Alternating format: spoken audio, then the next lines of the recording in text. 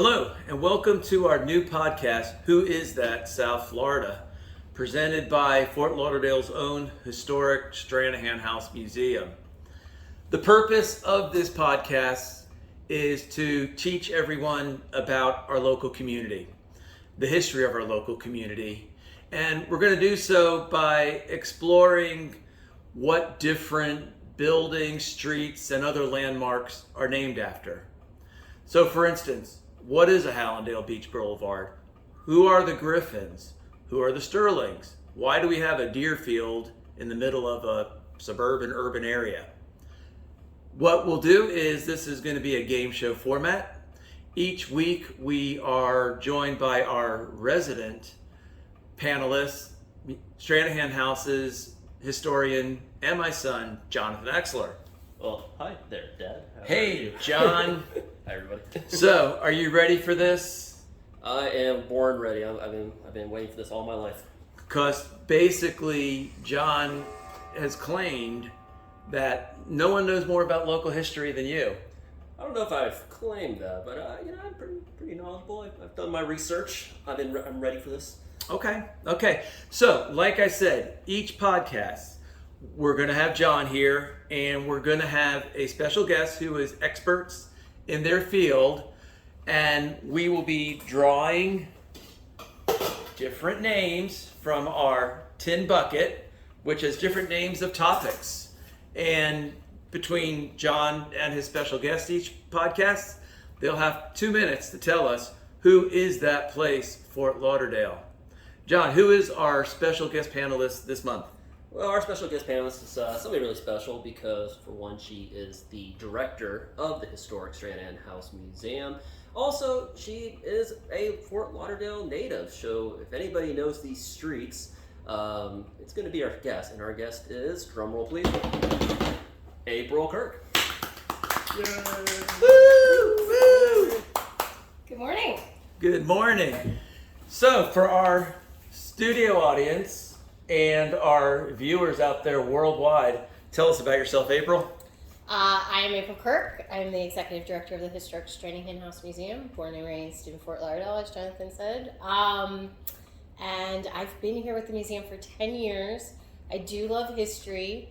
I may not know all the minutiae details that Jonathan knows. So he's laying it on thick, next week. But you do know where these places are located much better than I do. I do. So I definitely know where they're located. I do know my way around Fort Lauderdale. I know the landmarks. So we'll see how I do. But I'm not cheating. I just brought this so I can just, So John, make notes. You chosen your boss as our first guest. You do realize that's a no-win scenario. It's a risky take, but I think it's gonna work out. I think it's gonna. Okay. You may end up winning at the end of the day, but This could just be a TikTok video of how to take a podcast in one episode. Yeah. If you answer more questions than her and show her up, you realize you're going to be doing tours all weekend. And if she answers more questions than you and your knowledge becomes in question, you're going to be giving tours all weekend. Mistakes have been made. We've watched enough Star Trek to know you never want to be put in a no-win scenario, right? This is definitely the Kobayashi Maru. It is the Kobayashi Maru. I'm not a nerd, by the way. I know. And so, as I mentioned, each podcast we're going to have a different category. This month's category is the streets of Fort Lauderdale. The streets of Fort Lauderdale. Okay. We'll be keeping score. They each have about 2 minutes to answer a question. You guys want to test your buzzers to make sure it works? They both work. Whoever dings first gets to go first. We will be keeping score, and the winner gets nothing. Do they get anything? So it's like, whose line is it anyway, basically? Scores don't matter. Exactly. Winners are arbitrary. We're just here to learn, We will eventually have sponsors, so maybe by our next podcast, the winner will get a new car, which would be really cool. Maybe a cup of coffee. Or maybe a cup of coffee, which is what we're probably shooting for. Okay. Or maybe some Stranahan House swag. Stranahan House swag. Yeah. There you go. Okay, so our first category is, for the entire podcast, the streets. of Fort Lauderdale. All right, here we go. Are we ready? The I'm first one is Los Olas Boulevard. Got me. Well, obviously we're off of Los Olas Boulevard. It's right here. It means the wave. And honestly, that's probably the extent of what I know. Well, yeah, I mean, you are correct. It does mean the wave, and it is the main street of Fort Lauderdale, really. But the history of it actually goes back to, well, it officially opened up in 1917. And cool thing is, our very own Frank Stranahan was involved in many ways with the creation of said road. Basically, it was just an attempt by the city to connect what is now downtown Fort Lauderdale to the beach, because at one time prior to 1917 there were really two separate Fort Lauderdales, the beach community and the downtown community. The road was completed again in 1917, and really kind of modern Fort Lauderdale was born when it was But why created. did they pick that name? So it goes back to D.C. Alexander, who was one of the developers at that time. He went to California, him and his family, because he was a boy at this time, and there was a hotel out in California called Los Olas. They just always liked the name. They actually built their own version of Los Olas Hotel on the beach as well, not too far from Hugh Taylor Birch Park. I actually never knew that. Yeah, it's good. And for those of you that aren't familiar, John mentioned Frank Stranahan. If you're not familiar with Frank Stranahan, we are in the Stranahan House right now. Frank Stranahan is the founding father of Fort Lauderdale. So go to the Stranahan House's website. John, what is that? It is StranahanHouse.org. You'll learn a history of the Stranahan House, and we urge you to come by for a tour of the Stranahan House. Are you ready for our next question? I'm ready.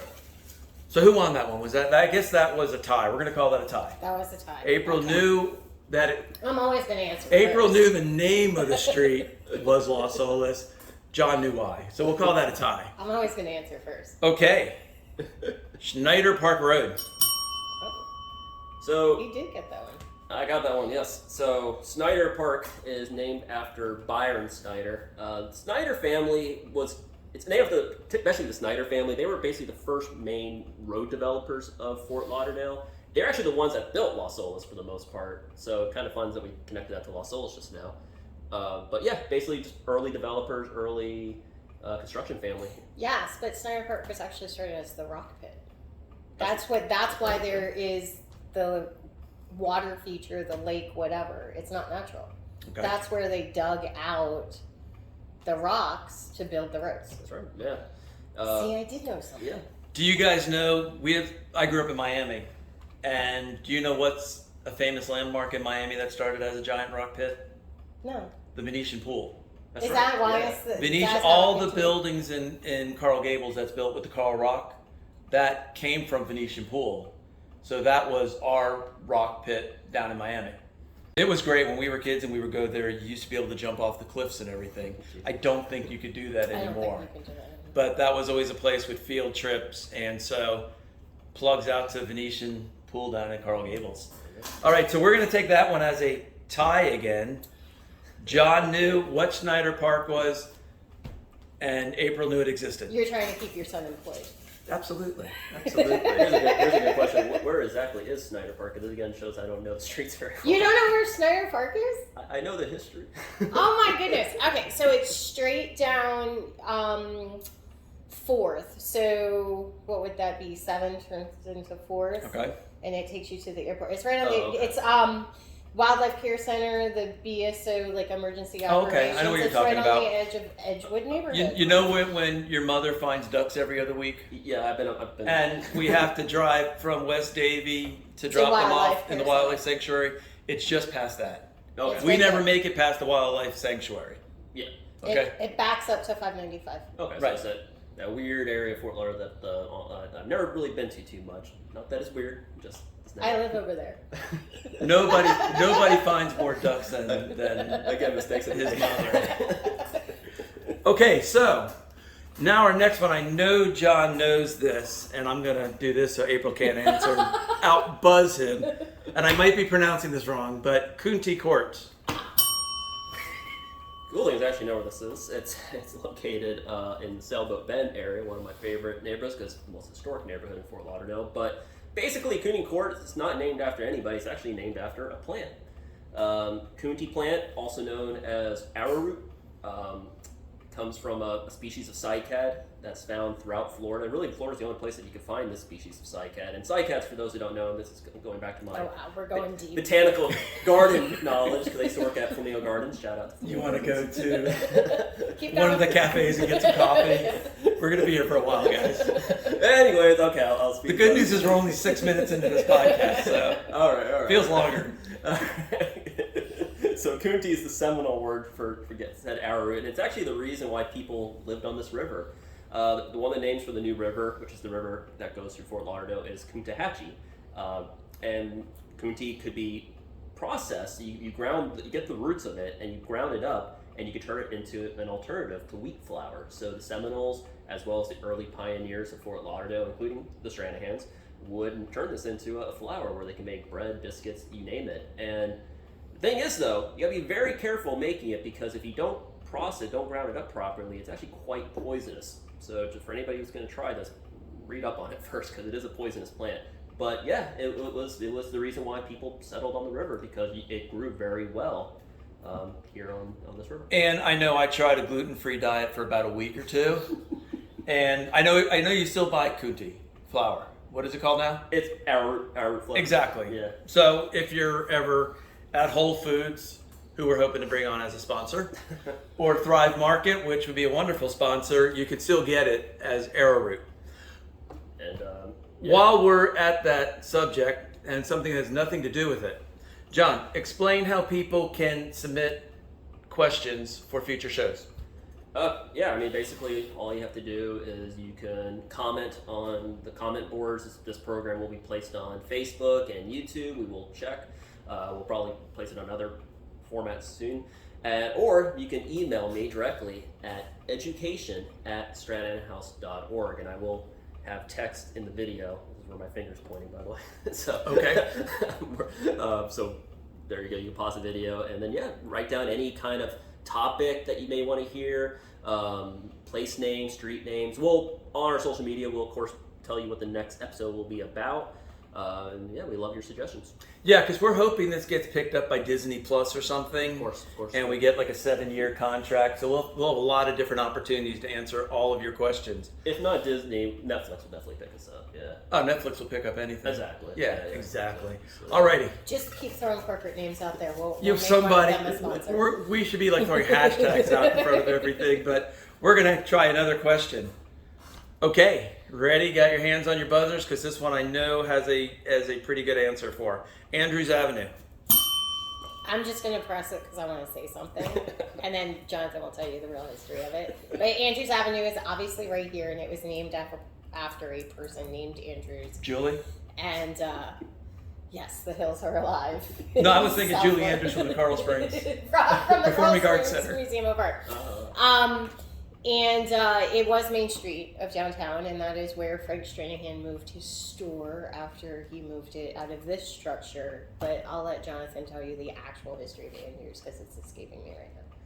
Yeah, you're right. I mean, it is the main street, and the name itself comes from a gentleman by the name of George Edward Andrews, or as his friends called him, Ed Andrews. He's an interesting guy because he was actually a professional baseball player who kind of played a role in the development of South Florida. He worked with Henry Flagler, but as a baseball player, he played in the very early days, pre-20th century baseball. He played for some great teams like the Philadelphia Quakers, the Cincinnati Kellys, the Brooklyn Ward Wonders. So just all these really fun names. How many sports questions are in here? I don't know, because I haven't looked in our bucket to see. Because that's another episode within itself, and now we're going to go down a different path with Jonathan. All right, I'll fast forward. There's one more thing I want to mention about Andrews real quick. So, cool thing about Henry Flagler was that he built his famous resorts, and these resorts, one of the entertainment was baseball. Now, they decided to, so they kind of basically killed two birds with one stone. Flagler decided to hire his baseball players to also be his bellhops. And so he hired African-American baseball players. And Andrews, because he was a baseball player, was hired to manage these teams. So some of the greatest black baseball players of this time period actually played for these hotel baseball teams run by Flagler and managed Hotel by baseball teams. Yeah, I mean It's just a bizarre concept. it is. They were like the Royal Ponciana team. They were the Palm Beach hotels. So Royal Ponciana and Breakers. So they were the two Palm Beach hotels. They each had their own baseball team. The players would play in the day and then be bellhops in the evening. The Motel Sixers would be cool. The Motel Sixers. That's awesome. The Motel Sixers, sponsored by. Do it, motel. So we've hit Miami and we've hit Palm Beach County. Yep. And we've just scratched the surface on Fort Lauderdale. You got We're it. going to be here for days. Okay, this one probably really doesn't have an answer, but we'll try anyway. Federal Highway. Oh, Okay. I think I got that one. So Federal Highway, of course, is the name, the official name of US 1, and it's on our street names. That's what it's called. It's not called US 1. But Federal Highway, the name itself, and it was part of the Federal AIDS Act of 1921. But the road wasn't really completed until 26, more or less, and that's actually when the bridge was built too. And today, there's no bridge where Federal Highway is. It's the what you want to. It's the New River Tunnel. Yep, there you go. The only real tunnel in the state of Florida. Really? There's another tunnel that goes into the port of Miami, but that's really an entryway into the port. Oh, I had a whole... It's a fake. This tunnel. is my TED Talk. Okay. Okay. And then there's tunnels under Disney World, but those don't, because they're for a specific purpose. This is a road. This is the one only road tunnel. That's going right here, right to the east. And we're not going to talk about the name of the tunnel because we are going to do a future program which will be on buildings and infrastructure names for Fort Lauderdale. So we'll talk about But the I name. know of the it. name, Well, you know. so I should get a point for that. Do you want to talk anything about what's happening with the whole reconstruction and how that will impact Stranahan House? They're improving the tunnel right now. Actually, there should be no negative impact whatsoever. It will be positive in the end. They're redoing the tunnel top above it, but they are actually doing some mechanical work inside the tunnel now that just hasn't happened probably in decades. And the park that's going on top of it? And then they're extending the northern part of the tunnel to build another plaza. So it will mirror a bit of the plaza that we have on this Oh, so side. it's actually going to be going farther across? North. Oh, yeah, okay, they're going to okay. cantilever over the road. Okay.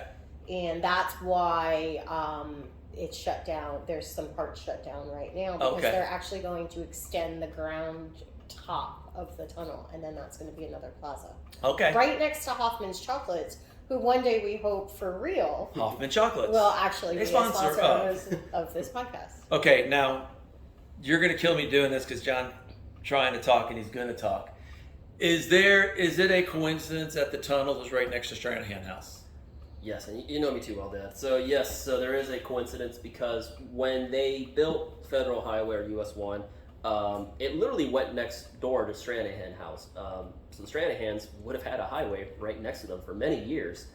Still technically do it, I guess. And there was a bridge. There was the Federal Aid Bridge, and it lasted all the way until 1958 when they finally closed it to build the tunnel, which we won't name because it's a future episode.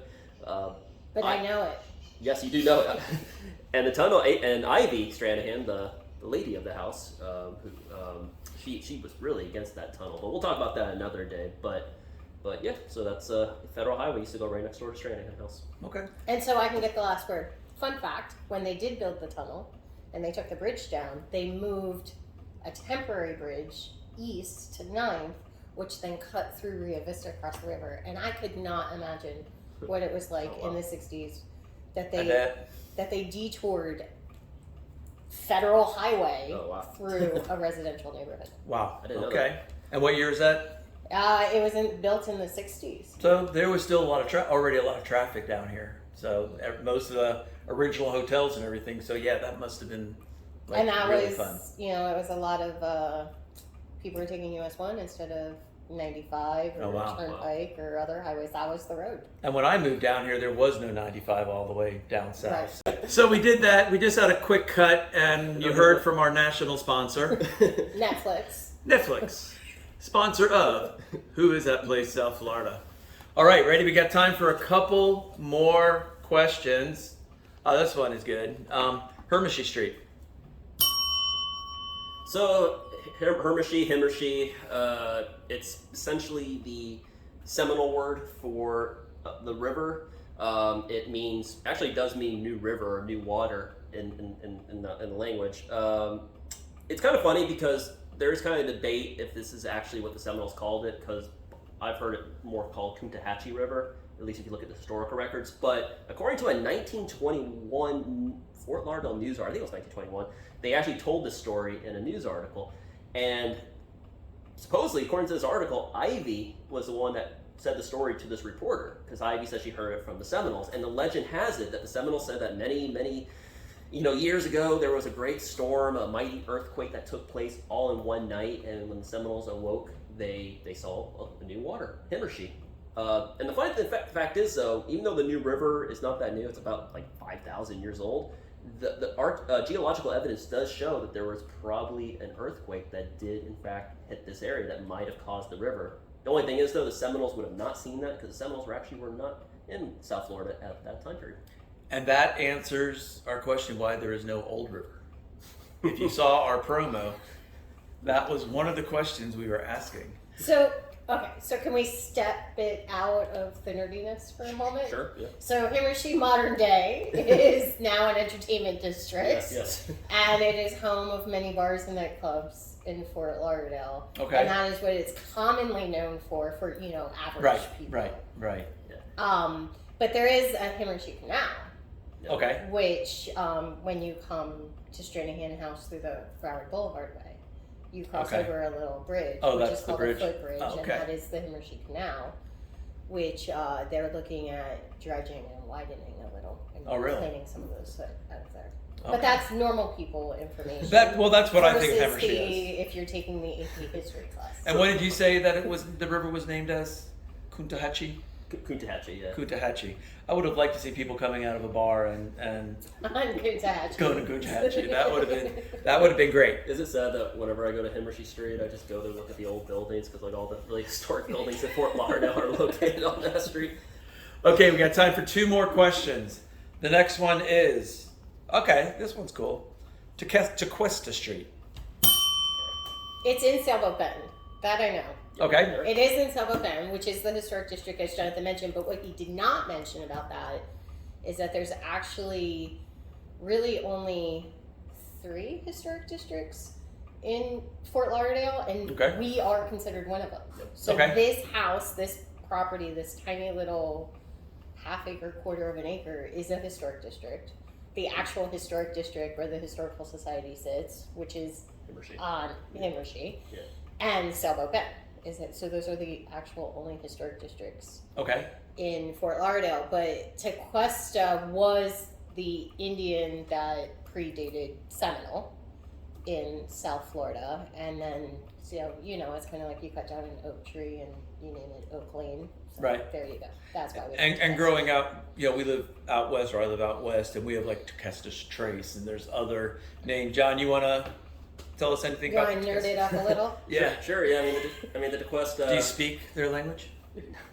Well, it's funny. A lot of no, I was gonna say because like April said, they sadly are gone. Warfare, disease, slavery decimated the tribe, and by 1763, which is when the Spanish evacuated Florida to give it to the British, because Florida was a British colony at one point, they took the last Tequesta wisdom to Cuba. So the reason I think it's funny is just because there's probably a lot of people who are Cuban or Cuban descent who might have Tequesta blood in them, and I am of Cuban heritage, so I did a DNA test. I'm not, but I'm sure there's a lot of people within. So there. That's fascinating. And then that so many. Obviously, there's a lot of Cuban exiles that live in Florida. There might be living in their ancestors' land. So. And they may not even know that connection. Exactly. Yeah, because they are an extinct tribe, but the bloodlines live on in these 2 areas. That's pretty cool. Yeah, that's interesting. That brings it up to date. Okay, and one of the other interesting things is that I hope we get to in a future program is, again, this is us living out west, growing up out west, is we have ridges and keys and islands all throughout Western Broward, which are fascinating, because that's going to be a topic we're going to do, is why we have all these kind of names of things that are not islands or keys.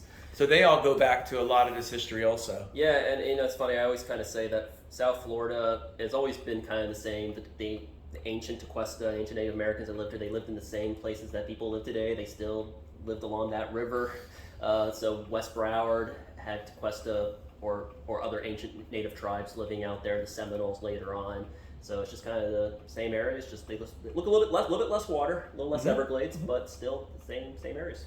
Okay, and this is, before we get to our last question, we always let our guest panelists talk a little bit about what's going on with you. At this point, probably because both of you are from the Stranahan House Museum. Tell us a little bit about what's going on at the museum right now. So the museum is open, which is fantastic. So Jonathan and our team of volunteers are here every day to provide tours. We do a guided tour every day at 1, 2, and 3 o'clock. We have a number of programs. We're still doing a lot of virtual things. So we're doing virtual history happy hours, which is an hour program once a month. Upcoming programs will include Native American topics, holiday topics, a different guest speaker every month. And we're still doing weddings and special events for people who want to come experience our property. We're planning a Halloween ghost tour, which is a whole different aspect of the museum. And we're already planning for some holiday programs for our Victorian Christmas display. And everything is on our website, stranahanhouse.org, awesome. Facebook, Instagram, Twitter. Call us, 954-524-4736. John, do you want to add anything?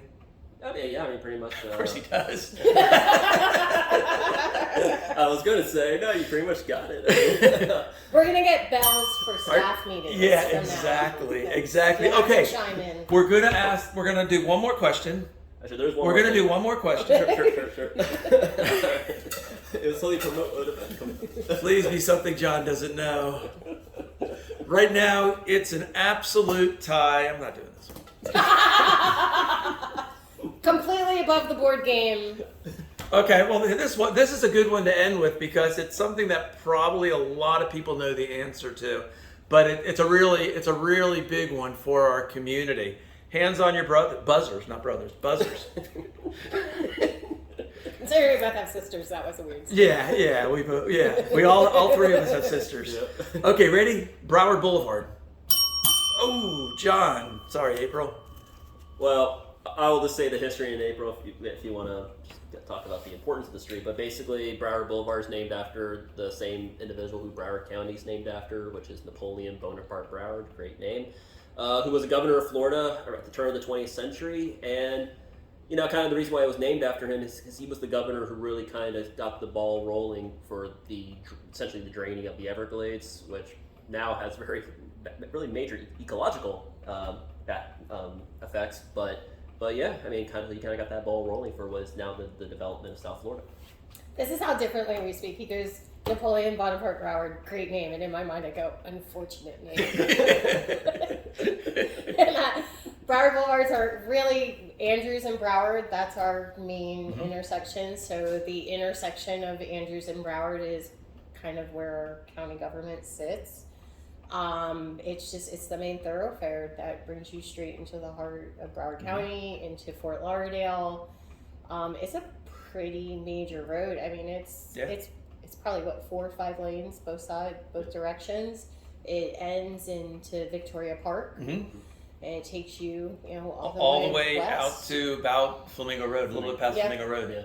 It takes you all the way out west, and it's pretty major destinations are along the route. So, like I said, the county government, the main bus terminal, but then even as you continue west, major places that people would utilize, such as like the Salvation Army, and there's schools and there's churches, and all of those things kind of connect you through Broward Boulevard. But there's also about 18 Dunkin' Donuts. Yes. So, Dunkin' Donuts, official sponsor of. We can have more than one. We can. So, I hope everybody enjoyed our first podcast of Who Is That Place, South Florida. Do we have somebody lined up for the next podcast yet? We are working on our guests right now. I don't think we have a confirmed guest, but we're looking to do this monthly. Fantastic. If anybody has any suggestions, if anybody wants to give us any suggestions on topics, on names that you want to learn about, put it in the education@stranahanhouse.org. You'll up here. Or they can hit the comments on. Yes, and you can also comment on our website too. We actually do have a comment email thing. Fantastic. Well, thank you for joining us. Please join us here at the Stranahan House Museum. And until next podcast, who is that place? South Florida. We need an outro. We need an outro. And a sponsored by. We need some music. Everybody have a great day. Sponsors will come up here as well. Bye, everybody. Thank you.